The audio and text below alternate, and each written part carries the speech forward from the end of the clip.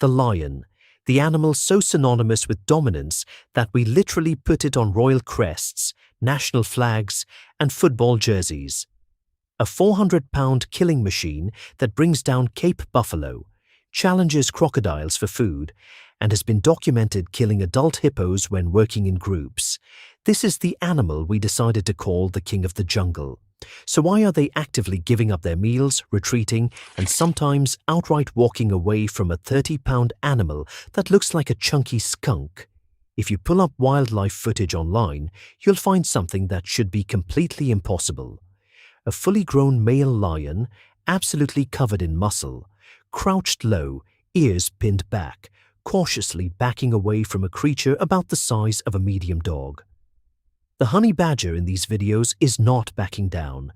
It's waddling directly toward the lion, making sounds that frankly seem unreasonable for something that small, and the lion just leaves. Sometimes it gives up an entire kill, hundreds of pounds of fresh meat that it spent hours earning. It just walks away and lets the honey badger take it.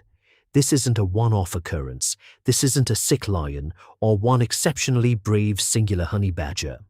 This is documented behavior across Africa and parts of Asia, repeated consistently across different lions in different regions over decades of wildlife observation. The pattern is always the same. Honey badger shows up. Lion decides today is not the day. To understand why the most powerful predator in Africa backs down from something it could theoretically end with one well-placed paw swipe, you have to understand what a honey badger actually is on the inside. A honey badger's skin is its superpower. And it is genuinely one of the most absurd biological adaptations in the entire animal kingdom. The skin is approximately 6 millimeters thick, which doesn't sound like a lot until you realize that's roughly the same thickness as a car tire. Arrows have bounced off it. Machetes have failed to cut it cleanly. Porcupine quills, bee stingers, even snake fangs struggle to penetrate deep enough to do real damage. This isn't just tough skin, it is armor that the animal grew itself, but the thickness is actually the second most important thing about it. The most important thing is that it's completely loose.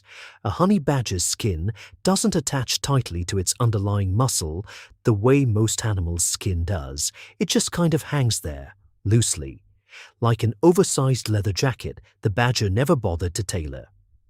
This creates one of the most terrifying combat mechanics in nature. If a lion grabs a honey badger by the scruff of the neck, the exact grip a lion uses to control and suffocate prey, the honey badger's body can rotate freely inside its own skin. The lion has a mouthful of loose hide, and the honey badger has completely turned itself around to now face backward, positioned to sink its teeth directly into the lion's face, lip, or eyeball. The lion expected to grab a helpless animal. What it got was a mouthful of armor, while the thing inside the armor is now chewing on it. This is a fundamental problem. Lions, like all large predators, kill using a very specific mechanical process. They rely on grip pressure, positional control, and the element of surprise. For smaller prey, they snap the neck or use a suffocation bite to the throat. For larger prey, they control the animal's movement with body weight and claws, while maintaining a sustained bite. This entire system requires the lion's grip to actually connect to the animal's body in a meaningful way. A honey badger's skin breaks that entire system. The grip lands but goes nowhere. The animal keeps moving, and now it's biting you back. But the skin alone wouldn't be enough if a honey badger had the good sense to feel fear and act accordingly. The truly alarming part is that honey badgers simply do not process danger the way other animals do. Most animals, when attacked by something significantly larger, experience a predictable physiological cascade. Heart rate spikes, adrenaline floods the system. The animal either fights back or retreats. Honey badgers apparently skipped this part of their evolution entirely. There is documented footage of honey badgers being bitten by cobras, mambas, and puff adders, having a brief seizure from the venom, lying completely still for a few minutes, and then getting up, walking over to the snake and eating it. Not because the venom didn't enter their system, it did. The honey badger possesses proteins in its blood that neutralize certain snake venoms, and its body just pushes through the rest. From the honey badger's perspective, the cobra's most powerful weapon functioned more like a mild inconvenience. Poor cobra. The honey badger doesn't limit this logic to snakes. They regularly raid active beehives, a structure housing tens of thousands of stinging insects, with a collective defensive response calibrated to drive off bears. The honey badger walks through this. It gets stung repeatedly because the stings do penetrate around the face and in thinner areas of skin. It continues anyway. Wildlife researchers have documented honey badgers spending extended time inside active hives, completely coated in bees, eating comb and larvae, in what appears to be total indifference to the ongoing attack. The bees are doing everything right. The honey badger simply doesn't care. This is actually how the animal got its name, not because it loves honey, though it does. Because early observers watched it systematically dismantle hives that would send any other creature running and decided that was the most defining thing about it. There are also documented cases of honey badgers confronting crocodiles near water over food. Not enormous crocodiles, to be fair, but crocodiles nonetheless. Animals with considerably more mass and considerably more jaw force than a lion pound for pound. The honey badger doesn't reroute. It walks over and makes its position on the situation clear. If something can get bitten by a black mamba, take a nap, and decide to continue eating, it is physically incapable of being intimidated by a lion growling at it. And this brings us to the core of the problem the lion is actually facing. Lions are dangerous for very specific reasons. They are heavy, fast over short distances, equipped with powerful jaws, and have claws capable of opening a zebra like a bag of chips. But a lion's hunting success depends almost entirely on the prey animal's cooperation with the process. The prey has to panic. It has to run in the wrong direction, slow down, tire out, or freeze at the wrong moment. When an animal simply does not cooperate with being killed, the lion's advantages start dissolving one by one. A honey badger doesn't run, it doesn't freeze, it walks directly toward the thing trying to kill it and starts screaming. There's also one more thing the lion has learned, and the footage doesn't always capture it. Honey badgers possess anal scent glands that produce one of the more unpleasant chemical compounds in the animal kingdom. The smell has been described by researchers as suffocating. In the context of a physical struggle where the lion's face is inches from the honey badger, a discharge from these glands enters the equation directly.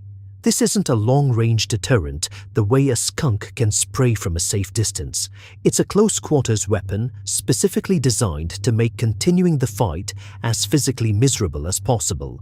The lion, already dealing with armor its teeth can't penetrate, and an animal that has rotated inside its own skin to bite its face, now also has to process a chemical assault at point-blank range.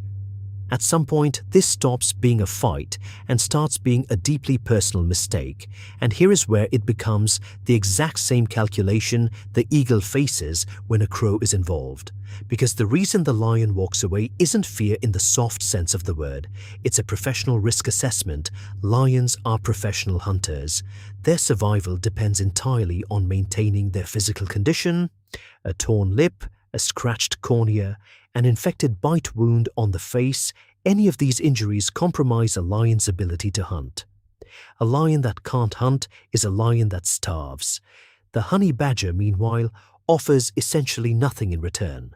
It's small, there's almost no useful meat on it, and its skin is so thick that getting to any of that meat requires a significant and sustained physical effort that the lion has already determined isn't worth it. So the lion stares down the honey badger and runs the numbers. Best case scenario: expend a large amount of energy, risk a face wound, and win a 30-pound animal with tire-thick skin that isn't even worth eating. Worst case scenario: take a bite to the eye from something immune to snake venom that has turned around inside its own skin to attack your face directly. The math is terrible. The lion walks away. This dynamic gets even more pronounced when the honey badger is actually stealing a kill.